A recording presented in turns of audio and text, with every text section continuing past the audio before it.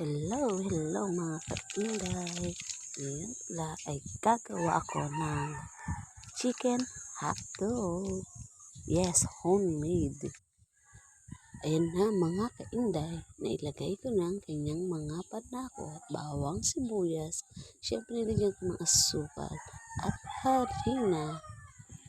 Ayan na, mix ko na siya mga kainday.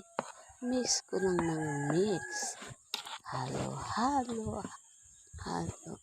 hanggang ma-mix ang kanyang mga pagpalasa. Eden cheese pa rin gagamitin ko mga kainday. Yan, hinati ko lang siya ng siguro mga 8 pieces siya sa isang buong Eden cheese. Yan mga kainday, ganito ko siya gagamitin. Ilagay ko lang siya sa isang at clean wrap. Yan mga kainday, tapos ko na siyang balutin at i-steam natin yan mga kainday. Nagpakulo na rin ako ng ilalagay ko na dyan siya para maluto na muna siya. Tapos na, ayan na siya guys.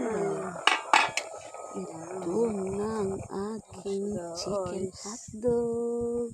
Hotdog na ba ang tsura niya guys? Ayan na. Dahil araw ng Sabado, kaya nag-homemade ako ng hotdog. Ayan yung mga kainday. Nagprito ko na siya para matikman ko ng aking chicken hotdog. Ayan na. Hintayin ko lang siyang mag-brown. Ayan ang mga kainday, lumalabas na yung cheese. Manaman. Wow, luto na talaga siya.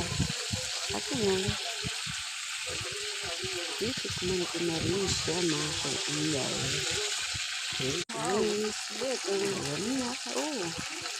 Hati mo ko lang laglabasin ng cream cheese. At ang bango-bango pa mga kainday dahil marami ang nilagay kong bawang.